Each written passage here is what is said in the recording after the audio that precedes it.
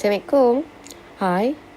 Okay, video ini Teacher Jess akan tunjukkan cara menjawab soalan nombor 13 bagi transformation paper trials SMU Kedah 2020.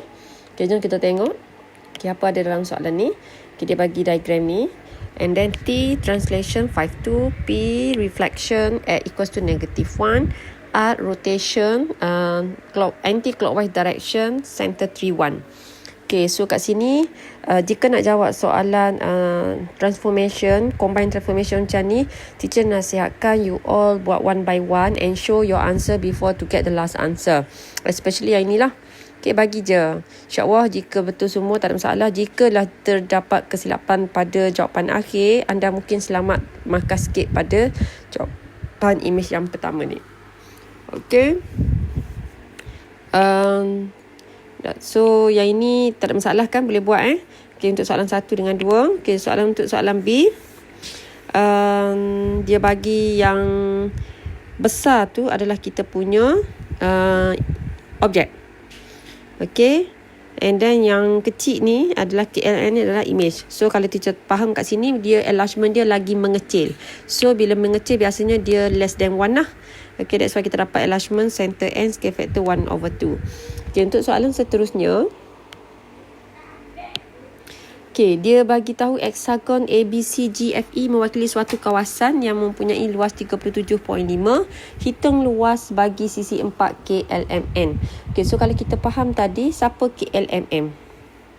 Okay, KLMN adalah kita punya image. Betul?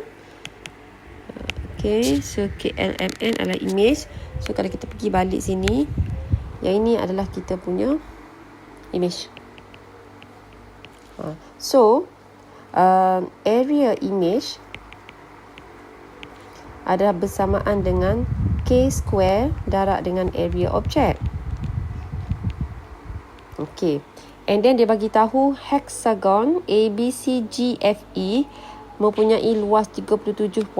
Okay, kita tengok mana ABCGFE. Okay, cuba tengok sini, ABCGFE. Maksudnya yang hijau ni. Yang hijau ni adalah area 37.5. Betul kan? Kita check balik. 37.5 betul. Meter square. So, soalannya, nampak tak?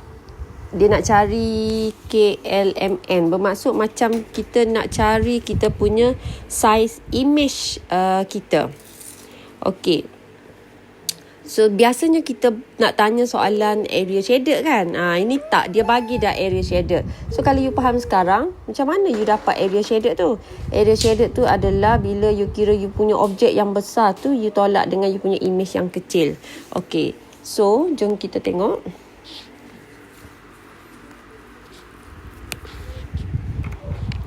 Okay, sekarang contoh kita assume lah gambar kita macam ni.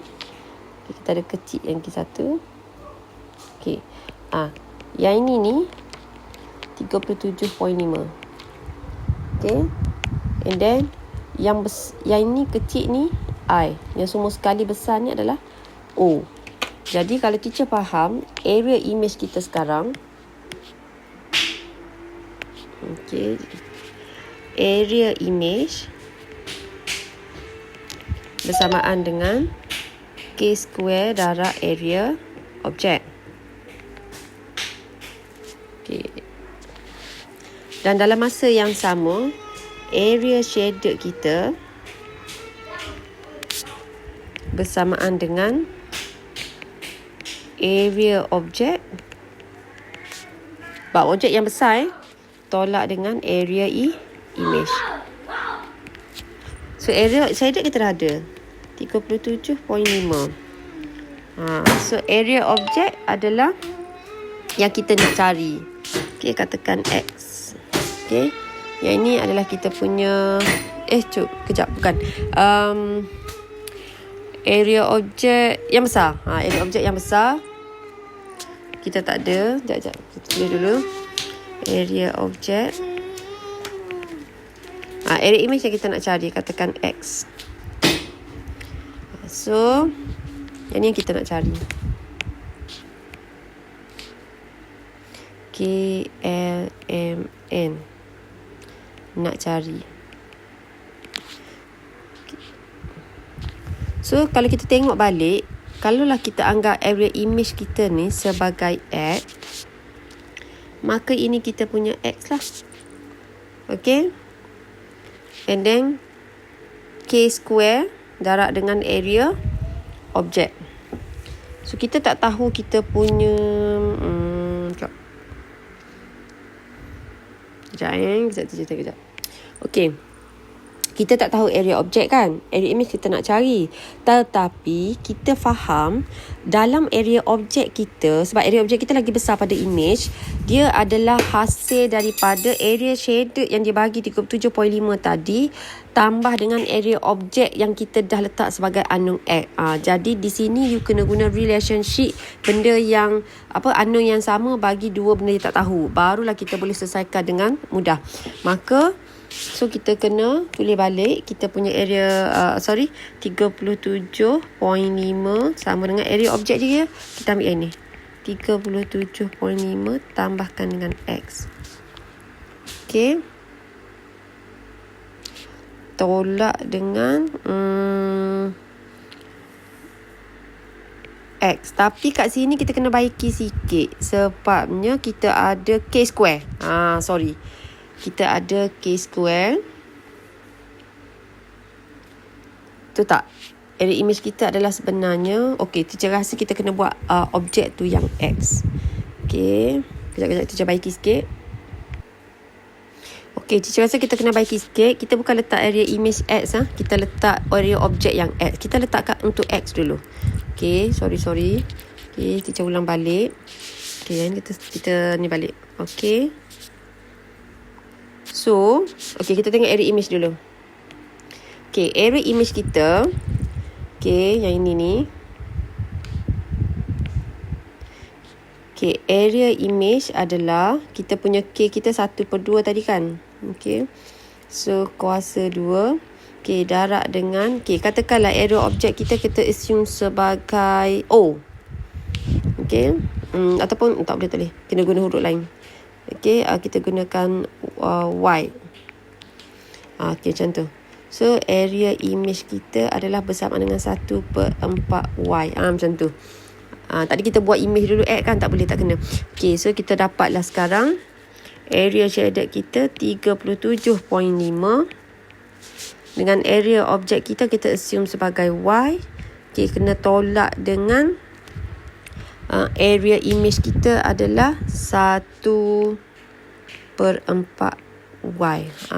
Barulah kita boleh cari kita punya KLMN, di mana KLMN kita tu sebenarnya adalah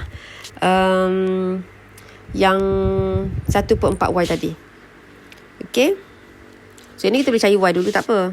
So 37.5 sama dengan, okay, ini assume lah kita darab 4. So, ni jadi 3/4Y.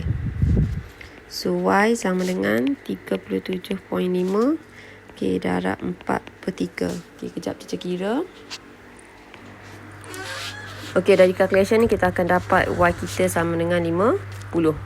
Okay, so bermaksud Y kita ni siapa? Area of object. So, area object kita dah dapat dah 50. So, maka area image kita bersamaan dengan 1/4 darab dengan 50 lah. So, area image kita adalah 25 lah kan? Betul tak? 12.5.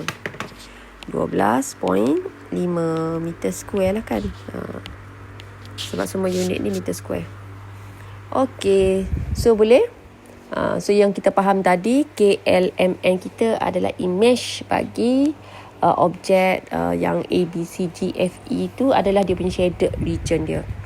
Okay, so teacher mengharapkan dengan tunjuk ajar yang teacher berikan ini dapat membantu you untuk lebih memahami menjawab soalan ni. Okay, so okay, kita habis untuk soalan nombor, ini soalan nombor apa tadi? 13. Okay, bye.